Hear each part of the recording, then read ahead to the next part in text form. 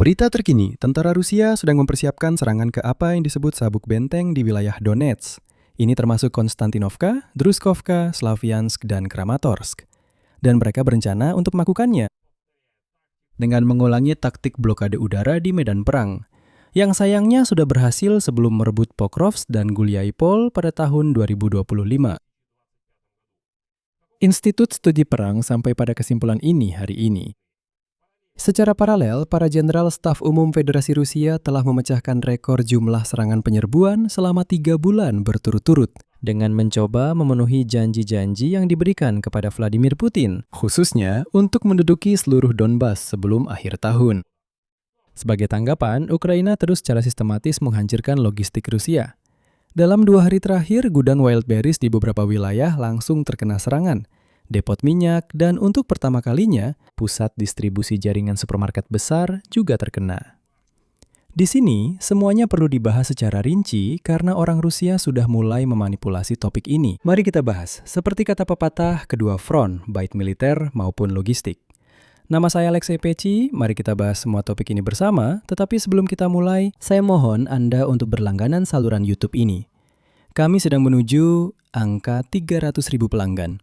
Jadi, saya akan sangat berterima kasih atas setiap langganan dari Anda. Jadi, mari kita mulai dengan berita utama, yaitu apa yang sedang dipersiapkan Rusia di Donbas. Menurut data dari Institut Studi Perang Washington, penjajah Rusia mengulangi beberapa aspek dari kampanye mereka, blokade udara di medan perang, yang dilakukan pada musim panas dan musim gugur tahun 2025. Dan menciptakan kondisi untuk serangan pada akhir tahun 2025. Di wilayah Pokrovsk dan Guliaipol, pada tahun 2026, tentara Federasi Rusia melakukan kampanye serupa, kali ini menargetkan Slavyansk dan Kramatorsk. Rinciannya seperti ini. Tentara Rusia semakin sering menyerang lokomotif Ukraina, yang sangat penting untuk logistik angkatan bersenjata Ukraina. Pada Juli 2026, Komando Militer Federasi Rusia membekali unit-unitnya dengan 1.000 drone tipe Molnia dan memerintahkan untuk meningkatkan serangan terhadap logistik Ukraina di Kramatorsk dan daerah sekitarnya. Secara bersamaan, menurut data dari Institut Studi Perang, musuh mulai menyerang jalur penyeberangan yang menghubungkan 2 kota kunci di aglomerasi tersebut, yaitu Slavyansk dan Kramatorsk. Video yang telah diidentifikasi lokasinya yang dipublikasikan pada 2 Agustus menunjukkan dampak serangan dari sistem peluncur roket ganda Rusia yang sangat merusak jembatan Cherevkovsky di bagian timur Slavyansk. Nah, maksud dari taktik Rusia ini pada dasarnya sudah jelas. Penghancuran simpul logistik seperti ini bertujuan untuk mempersulit semaksimal mungkin regrouping dan pengiriman amunisi bagi angkatan bersenjata Ukraina sebelum kemungkinan peningkatan operasi darat. Jadi, Rusia berusaha memutus jalur suplai terlebih dahulu, lalu baru mengerahkan infanteri ke depan, seperti yang terjadi sebelum Pokrovsk. Dan hal ini perlu diperhatikan agar tidak mengulangi situasi di akhir tahun lalu. Namun, laju kemajuan pasukan Rusia sendiri tetap sangat lambat. Menurut data analis dari Institut Studi Perang, pada Juli 2026, pasukan Rusia hanya berhasil merebut wilayah seluas hampir 38 km persegi. Yang rata-rata hanya sedikit lebih dari 1 km persegi per hari di seluruh garis depan. Nah, inilah yang paling mencolok. Meskipun kecepatannya sangat lambat seperti ini, jumlah aksi penyerbuan oleh tentara Rusia di Ukraina pada bulan Juli mencetak rekor untuk bulan ketiga berturut-turut. Hal ini berdasarkan Project Intelligence Ukraina Deep State. Menurut data dari Deep State, pada bulan Juli para jenderal Rusia mengirimkan tentara Federasi Rusia untuk menyerbu posisi Ukraina sebanyak 8.000 kali. Mengapa situasinya seperti ini? Mengapa terburu-buru? Mengapa harus sebanyak itu? Masalahnya adalah para jenderal staf umum Angkatan Bersenjata Federasi Rusia telah berjanji kepada si idiot botak Vladimir Putin bahwa sampai akhir tahun ini mereka akan mampu sepenuhnya merebut wilayah Donetsk, di mana masih tersisa sekitar 17% wilayah yang belum dikuasai oleh orang Rusia yang kotor, termasuk sabuk kota-kota benteng sepanjang 50 km. Khususnya Konstantinovka, Drozhkovka, Slavyansk, dan Kramatorsk. Selain itu, menurut data dari Bloomberg, Putin sekarang tidak setuju hanya membatasi diri pada wilayah Donetsk saja. Dia menganggap bahwa Amerika Serikat konon telah melanggar kesepakatan Anchorage dan ingin menguasai sepenuhnya juga wilayah Zaporizhia dan Kherson yang dianeksasi pada tahun 2022. Sementara itu, sebagian militer Rusia menganggap tenggat waktu yang disebutkan kepada Putin tidak realistis dan percaya bahwa perang untuk Donbas, seperti yang mereka sebut, akan berlangsung hingga 2 minggu. Sementara itu, Angkatan Bersenjata Ukraina terus menghancurkan logistik Rusia di wilayah Rusia sendiri. Mari kita mulai dari episode yang paling berat akibatnya bagi orang Rusia. Pagi hari, tanggal 4 Agustus, drone Ukraina menyerang kota Chehov di wilayah Moskow. Di sana, gudang-gudang kembali terbakar. Pada saat yang sama, kompleks logistik terbesar Wildberries di wilayah Leningrad juga diserang. Di pemukiman Krasny Bor dengan luas 154.000 km persegi. Ngomong-ngomong, ini adalah gudang terakhir dan terbesar yang tersisa dari marketplace ini di wilayah tersebut. Saya ingatkan konteksnya. Pada 24 Juli, drone Ukraina sudah menyerang 2 pusat sortir Wildberries lainnya di wilayah Leningrad yang sama. Pusat Utkina Zavod seluas 18.000 meter persegi dan Susari seluas 106.000 meter persegi. Serangan terhadap infrastruktur logistik Wildberries sendiri sudah berlangsung sejak 18 Juli. Dan hingga hari ini, total luas gudang perusahaan ini yang diserang telah mencapai 1,5 juta meter persegi. Ngomong-ngomong, sekarang sudah bisa dikatakan secara resmi, gudang Wildberries di wilayah Samara itu diserang pada 2 Agustus lalu. Ini adalah salah satu dari 5 pusat logistik terbesar perusahaan di Rusia. Gudang itu terbakar habis, bersama semua barang di dalamnya. Akhirnya, pihak berwenang Rusia mencatat hal ini. Selain itu, drone juga menyerang kilang minyak Syzran dan satu lagi gudang Wildberries di dekat Tver. Namun, ada sesuatu yang terjadi untuk pertama kalinya malam ini. Untuk pertama kalinya sejak awal kampanye serangan ini, drone Ukraina tidak menyerang gudang Wildberries atau kilang minyak, melainkan pusat distribusi jaringan supermarket bahan makanan. Yang dimaksud adalah Lenta, salah satu jaringan terbesar di negara ini, yang memiliki lebih dari 7.000 toko dan berada di bawah kendali Sever Group milik miliarder Alexei Mordashov. Nah, di sini penting untuk langsung menjelaskan konteks yang sebenarnya sebelum membuat kesimpulan apapun. Orang-orang Rusia di sana sudah berteriak keras bahwa orang Ukraina menyerang gudang makanan. Bagaimana bisa? Ini terorisme dan sebagainya. Mari kita catat dulu. Ini bukan serangan pertama terhadap makanan. Tapi sekarang perannya sudah bertukar. Saya ingatkan Anda tentang kejadian terakhir. Pada siang hari, tanggal 3 Agustus, tepat menjelang serangan Ukraina ini, pasukan Rusia melancarkan serangan ke gudang makanan di Dnipro. Benar-benar kurang dari sehari sebelum itu.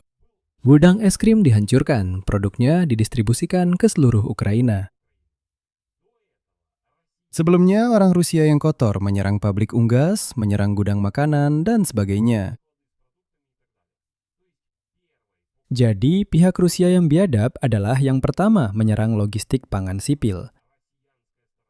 Dan gudang Lenta ini menjadi jawaban Ukraina atas serangan itu dan banyak serangan serupa terhadap infrastruktur sipil Ukraina. Itu saja. Perang telah menjadi sepenuhnya saling membalas, dan orang-orang Rusia harus merasakan sendiri semua penderitaan perang yang telah Rusia bawa ke Ukraina. Sekarang mari kita bahas dampak dari seluruh kampanye ini terhadap ekonomi Rusia, karena dampaknya sudah bersifat sistemik. Kita mulai dari bahan bakar. Di Rusia, di tengah krisis bahan bakar, ratusan stasiun pengisian bahan bakar mulai tutup. Secara resmi, 322 SPBU telah menghentikan operasinya. Itu 70 lebih banyak dibandingkan periode yang sama tahun lalu. Intinya, bensin di Rusia memang tidak cukup untuk semua SPBU. Karena itu, mereka memutuskan untuk langsung menutup SPBU. Tidak, mereka tidak mencoba memproduksi lebih banyak bensin. Mereka memang tidak bisa melakukan itu secara fisik. Kilang-kilang minyak sudah hancur. Mereka hanya mulai menutup SPBU.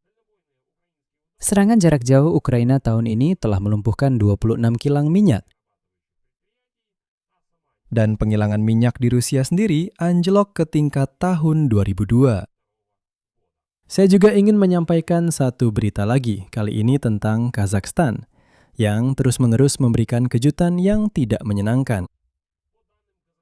Menurut Menteri Perdagangan Kazakhstan, Arman Shakaliev, di Kazakhstan 260.000 meter persegi gudang wild berries akan segera mulai beroperasi. Kementerian Luar Negeri Rusia sudah menyatakan bahwa ini sama sekali tidak ada hubungannya dengan serangan Ukraina. Katanya, di Ozon dan wild berries sudah terdaftar ratusan ribu pemasok asal Kazakhstan. Jadi, logistik dan gudang dari Rusia akan dipindahkan ke sana. Saat ini, wild berries sudah menyewa 46.000 meter persegi gudang di Republik Kazakhstan dan siap untuk mengambil seluruh kapasitas kosong yang ada di negara itu. Nah, orang Kazakhstan, hati-hatilah saat membiarkan orang Rusia yang liar dan tidak terurus masuk ke rumah kalian. Kita juga perlu membahas secara terpisah serangan yang dilakukan oleh Angkatan Bersenjata Ukraina di Laut Hitam.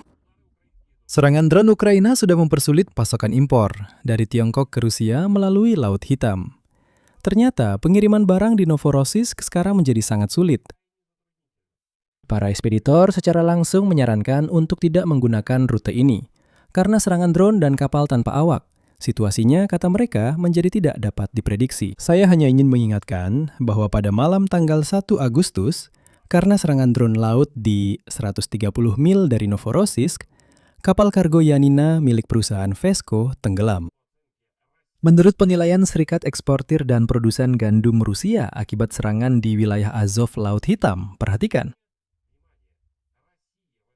Rusia pada musim ini mungkin tidak dapat mengekspor hingga 30-35 juta ton gandum.